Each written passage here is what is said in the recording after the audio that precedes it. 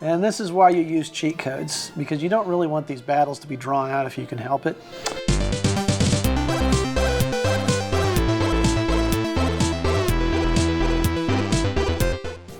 Welcome to Super Brothers-in-Law. I'm Joe. And I'm Kiko Baloney. Now our guest today is our friend Nathan, who is bringing one of his all-time favorite childhood on-the-go video games, Pokémon Blue. That's right, Kiko Baloney. And speaking of regrettable names, have you ever named a character in a video game something you later regretted? Well, if so, you're in good company, because today's episode is full of regrettable names. Starting with today's snack.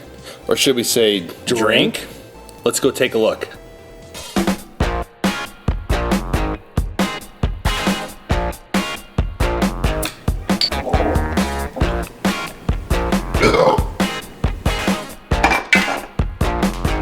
My name is Nathan Hansen, and what I do is I am a learning management administrator. I am primarily a cheap video gamer, which means I go for the console that requires the least amount of money, and also the least amount of involvement too. So something you can come to and play for like 15 or 20 minutes and then get bored and leave. My all-time video game system was probably the N64, but I was too cheap to get one of those, so I had a Gameboy instead. What is so special about Pokemon? Well, it was the equivalent of crack for children. And it was one of those games where if you have an addictive personality, they give you just a little taste by giving you one and telling you to go after 150. It's the sort of challenge that no kid who's got that addictive personality can ignore. So it took up a large percentage of at least 3 or 4 years in junior high. Oh yes, 95 was a good year. All right, let's see, I'll start myself a new game real quick. This is an important part, right? You're naming things and... Absolutely. In fact, I made myself a list of possible names. Okay, Just what a we got? second. Want me to read them off to you? Absolutely. This is the best part of the game. Just a second. Just a moment. You can't use the first one, though. I can't use the first one? No, that's actually my name from when I used to be a professional dancer. Really? Mm-hmm. Okay. What's my name? Tell me, what's my name? So your name, if it'll fit, is Moist Randall. Okay. So I think on this, maybe it should just be Moist R. Or moistened, perhaps? I mean, that's an adjective. For those watching, though, who did want to know what my name was when I was a professional dancer, was Colonel Man Candy. Colonel Man Candy. Okay. Just like Moisty. Moisted? Can you get like an umlaut above the O and like a... Moisty. Moisty. How about Moisty McMoisterson. Better yet, just a second. Let's B that out just a second. We will go with a regular Moisty and then my favorite, Moisty? Or do you think we should make this like a declarative statement? Moisty. I like the declarative. Yep. Okay, let's go with that. You have to say with your finger in the air. Your name Moisty. is Moisty. Look, Got double exclamation because of that. Absolutely, and that's Professor Oak's grandson. He's been my rival since I was a baby. My goodness. I'm thinking that either Professor Oak has dementia or he just is a sociopath, because, I mean, how do you forget the name of your own grandkid? Well, he didn't forget the name. It's actually Bronze John Balderdash. But, so Bronze B? Well, just a second. What else we got on there? Well, or was that his brother? This is actually Bungle Jim. Okay, well, how about we go with, let's see if we can fit Bungle Jim on there. Oh, Bungle. Bungle Jim. Or just Bung Jim. Bungle. Bungler. How about Bungle that? J. How about a bungler. Bungler. It's kind of like a bugler, but tooting a totally different horn. Absolutely. His name is Bungler. Moisty. Your very own Pokemon legend is about to unfold. A world of dreams and adventure with blah, blah, blah, blah, blah. Let's go. You just got childified. Chibified. 8-bitified. Just a second. Which way am I going? Now, what makes balls great is it's kind of like a cream soda with just a hint of herbal goodness. You know what I mean? Like you can taste it. Like almost like there's like guarana, maybe, and maybe even like sodium benzoate, which is not a again. delicious herb. Well, there's definitely a hint of some fruitiness. Maybe even Or maybe that's just us. What is guarana anyway? it's I think it's a country in South America, isn't it? yeah, it's where the Jonestown massacre was, right? Guarana. Yeah, French And then they- guarana. Isn't it the name of that pop star that all the kids love? And then they drank a bunch of cups of balls, Bam. and then they never woke up again. Is it still never too soon for jokes about Jonestown? Well, to be fair, if you're ever going to not be offended by it, enough time has passed that would not be the case. Fair enough. Too soon is not something you'd say about the Jonestown Massacre.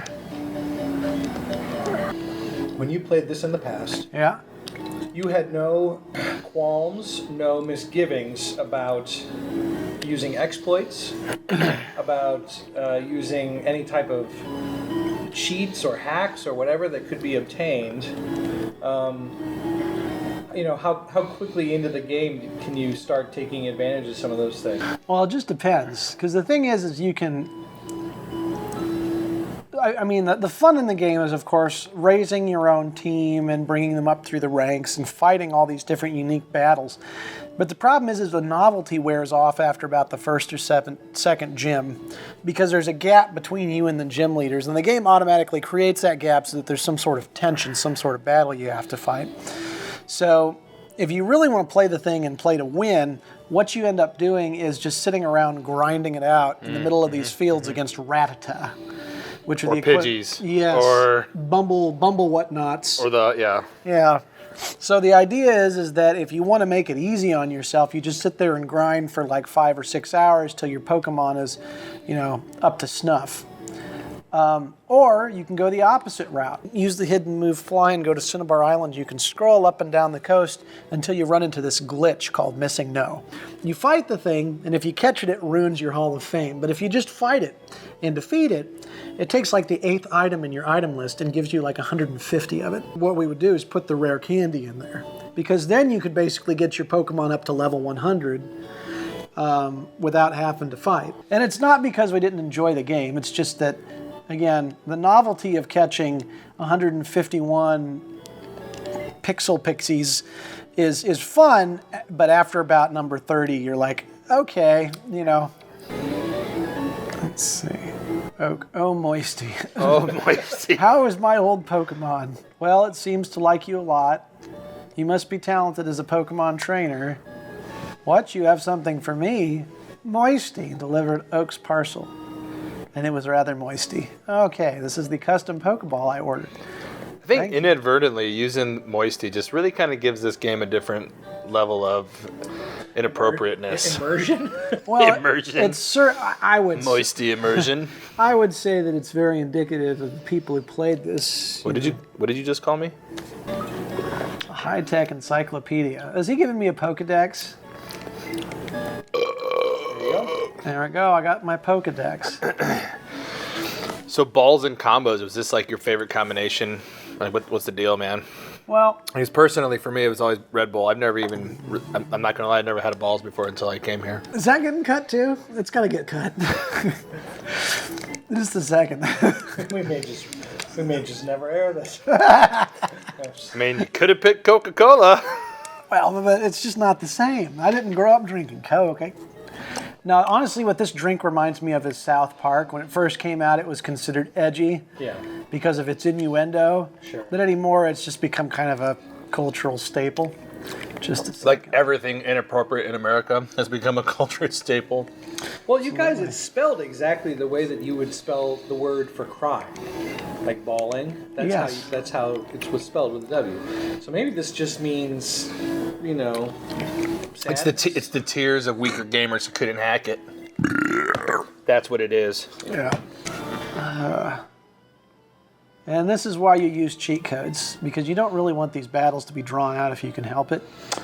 Well, I mean, it just takes up your time. This is where, so me personally in Pokemon, this is where I would always start to lose interest in a game and put it down for a while, would be because you're hitting these battles all the time, and like you're going in with 1, maybe 2 Pokemon, and you come across to somebody with 3, and you know, maybe they're slightly leveled above you, and so it just takes so long on these battles sometimes. And All right, let's get through this. Oh, what does this guy want? What's the hurry? So were you playing this with classmates? You know, obviously by junior high, maybe you don't have recess, but during lunch or after school, or Well, by and large, the classmates that I was friends with weren't particularly social, so yeah, we played a lot of Pokemon. We also, by and large, played a lot of Pokemon, the card game, as well. Sure. I know you haven't played Pokemon Go, but you've heard of it, right? Oh, yes, yes. What are your thoughts on that and them being out in the actual wild, as it were? I think it's probably a good thing all in all, because nerds these days get a lot more exercise than I ever did playing this game. You take pretty frequently. You take walks over lunch, right? I mean, if you were playing, it'd probably be pretty perfect.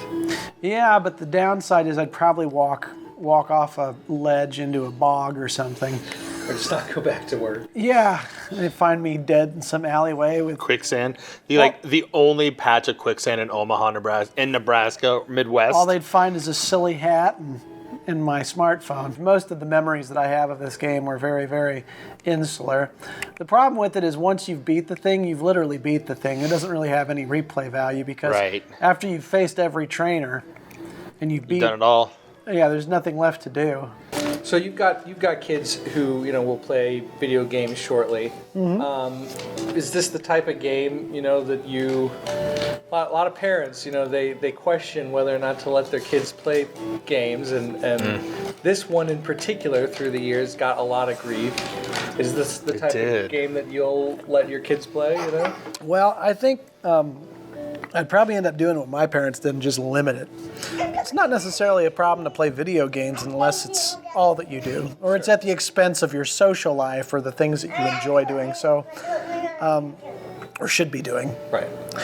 So, as long as you're only playing like 1 or 2 hours a day, I mean, that's healthy. I mean, it's no different than going outside and playing stickball or what am I, 1800s? No, it's baseball or whatever. Yeah. Or going for walks or hanging out and playing Dungeons and Dragons. But when you're playing it for 6 hours a day, you're not getting your homework done. That's where the problems arise. But I have to say that doesn't really mean that the game is to blame. That means a parent's not putting any guidelines in. Sure.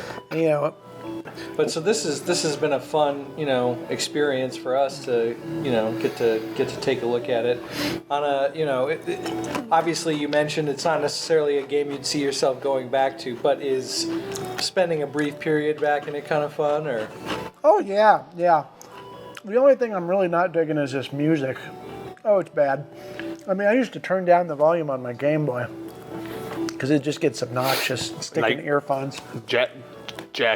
Crank up the Yanni album you have on? No. The only time I'd give out Yanni albums is to Joe. I couldn't think of anything else. Yeah. I think you got a Yanni album one year. I did get a Yanni album one time.